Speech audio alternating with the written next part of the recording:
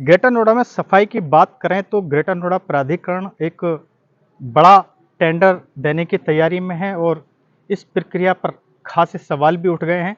हमारे साथ मौजूद हैं खास बातचीत के लिए करमवीर नागर प्रमुख। आइए उनसे खास बातचीत करते हैं। नागर जी, क्या ये मामला है, आप इस मामले को बड़े शिद्दत के साथ उठा रहे हैं।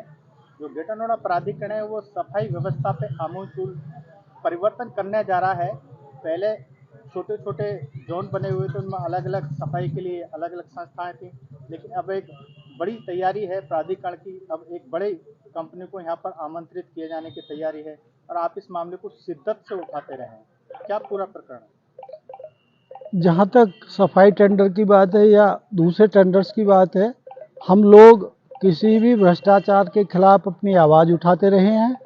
प्राधिकरण में रोज़ाना नए घोटाले, भ्रष्टाचार खुलना एक आम बात हो गई है। सुप्रीम कोर्ट तक प्राधिकरणों को फटकार लगा चुके हैं।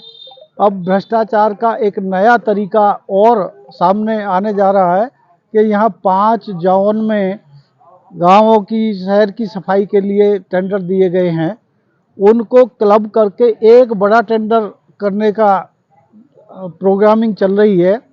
उसमें 2 बार टेंडर फ्लोट भी किया गया है। वो टर्म्स कंडीशंस के हिसाब से अभी जो क्योंकि कंप्लीट नहीं हो पाया है, उसमें हम लोगों का जो अपना विरोधाभास है वो ये है कि बड़ी कंपनियां जब भी कोई टेंडर लेती हैं वो खुद काम ना करके सबलेटिंग करती हैं। ऐसे में होगा क्या कि वो अपना मुनाफा लेकर के यहाँ से फरार हो जाएंगी और सबलेटिंग होगी तो उसमें मुनाफे प्राप्त करने वाले लोगों की संख्या और बढ़ जाएगी। तो जाहिर सी बात है, ऐसे में सफाई की गुणवत्ता निश्चित तौर पर प्रभावित होने वाली है। हम लोगों का कहना यह है कि गांव देहात में जो सफाई का स्तर है वो बढ़िया नहीं है। उसको सुधारने के लिए टर्म्स कंडीशंस ऐसी बनाई जानी चाहिए जिससे हर गली में सफाई होना सुनिश्चित हो सके, हर गांव के देहात में सफाई होना सुनिश्चित हो सके, हर शहर की गली मोहल्ले में सफाई होना सुनिश्चित हो सके। बड़ा टेंडर करने से आजकल देखा जा रहा है बहुत सारी नगर पालिकाओं में और इधर उधर देखने में आया है कि बड़े कॉन्ट्रैक्टर आते हैं, ठेका लेके चले जाते हैं और वो सबलेटिंग कर जाते हैं। उसी ढर्रे पे ग्रेटर नोएडा प्राधिकरण भी चल निकला है। हम लोगों का कहना यह है कि आप बड़ी कंपनियों को दे रहे हैं तो आप कौन सा नया सुधार करने जा रहे हैं, उसमें नई कौन सी तकनीक ला रहे हो? आप कैसे सुनिश्चित करेंगे गांव के हर मोहल्ले में, गली में सफाई सुनिश्चित हो सकेगी? हमारा तो ये मानना है कि जिस तरीके से ये टेंडर फ्लोट किया गया है, इसमें कहीं ना कहीं भ्रष्टाचार की बू आ रही है। ग्रेटर नोएडा वेस्ट की बात करें तो ये एक विकसित होता हुआ शहर है।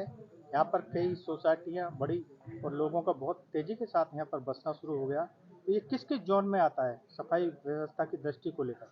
ये तो जितना भी ग्रेटर नोएडा क्षेत्र है उस सब के लिए टेंडर हो रहा है।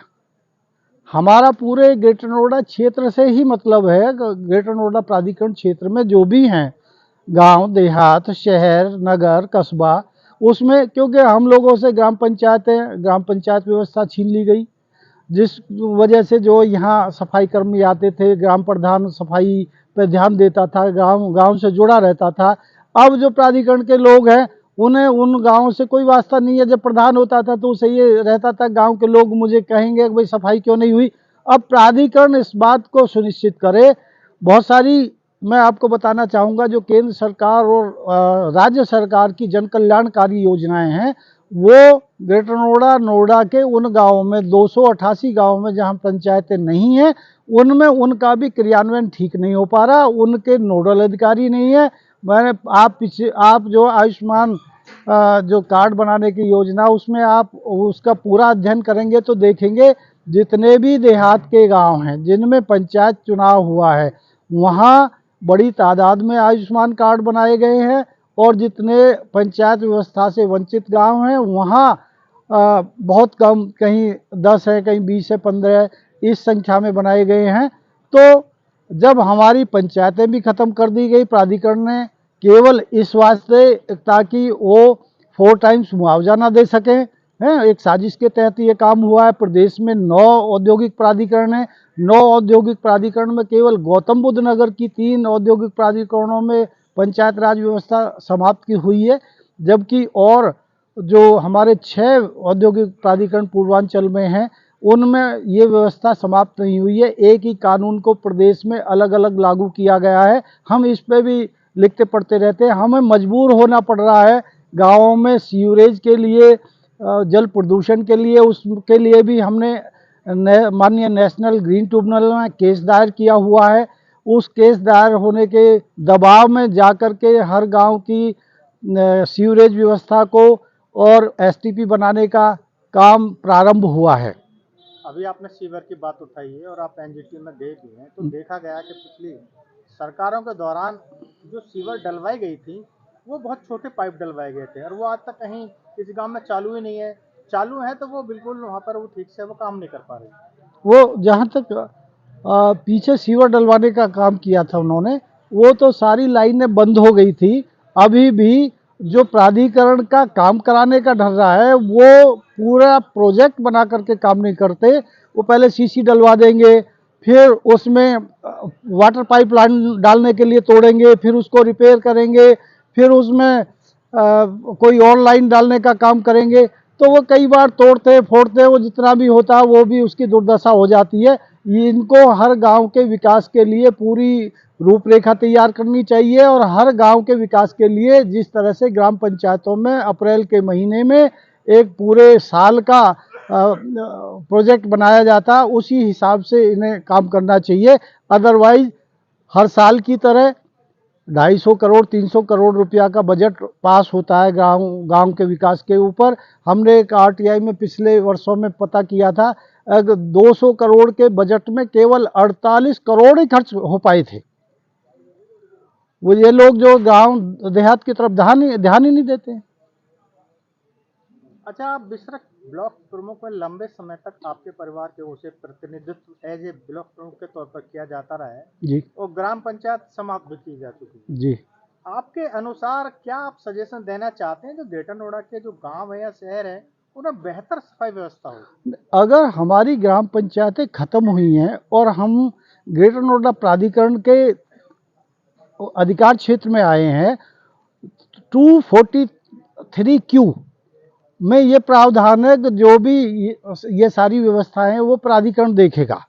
लेकिन प्राधिकरण में अपने पास स्टाफ ही नहीं है, खुद के पास वो रिटायरी लोगों को भर्ती कर करके काम चला रहे हैं। तो ऐसे में आप स्वतः ही कल्पना कर सकते हैं कि गांवों का विकास और गांवों की तरफ वो कितना ध्यान देते होंगे। ऐसी स्थिति में क्या कुछ किया जाना चाहिए? क्या ग्राम पंचायत बहाल की जानी चाहिए या हम कोई हम तो अन्य वैकल्पिक व्यवस्था की जानी चाहिए? हम तो लगातार मांग कर रहे हैं। पिछली बार पंचायत राज मंत्री रहे उत्तर प्रदेश के, उनसे कुछ लोग जाकर के मिले। उन्होंने कहा कि आप अपने गौतम बुद्ध नगर के तीनों विधायकों से पत्र लिखवा के दे दीजिए। मैं किसी दल विशेष को बिलोंग नहीं करता। हमने उनके पार्टी के कई लोगों से कहा कि अपने अपने विधायकों से, किसी विधायक ने पंचायत राज व्यवस्था बहाल करने के लिए पत्र लिखना भी मुनासिब नहीं समझा। उदासीन रवैया अपनाए हुए जनप्रतिनिधि? नहीं, उन्हें हो सकता है कोई इस चीज का बेनिफिट मिल रहा हो। सरकार से क्या आप मांग करना चाहते हैं, क्या अपील करना चाहते हैं? ग्रेटर नोएडा शहर की जो सफाई व्यवस्था है, स्वास्थ्य सेवाएं हैं, शिक्षा व्यवस्था है, ये काफ़ी अच्छी हो, मजबूत हो। सरकार से हमारी मांग ये है कि अगर हमें औद्योगिक नगरीय क्षेत्र घोषित किया गया है, इंडस्ट्रियल टाउनशिप घोषित किया उन्होंने, पंचायत राज व्यवस्था खत्म करने के बाद हम औद्योगिक नगरीय क्षेत्र कहे जाते हैं। जब हम औद्योगिक नगरीय क्षेत्र लग गया हमारे, तो हमारा और शहरी क्षेत्र का विकास एक समान हो। शहरी क्षेत्र में साफ सफाई भी मिलेगी आपको, देहात में आप देखो सभी देहात के गांव जो सड़े पड़े हैं। दूसरी, हमारा जो उसकी गुणवत्ता को बरकरार रखने के लिए हम ये भी कहना चाहेंगे कि ग्रेटर नोएडा प्राधिकरण में पहले बहुत अच्छी गुणवत्ता हुआ करती थी, लेकिन अब टेंडर इतने बिलो रेट पे ले रहे हैं कॉन्ट्रैक्टर्स जो है कि वो वर्केबल नहीं होते। जब वो वर्केबल नहीं होंगे तो गुणवत्ता पूर्वक कार्य करना उनके लिए मुनासिब नहीं है। ये सब अधिकारी भी जानते हैं।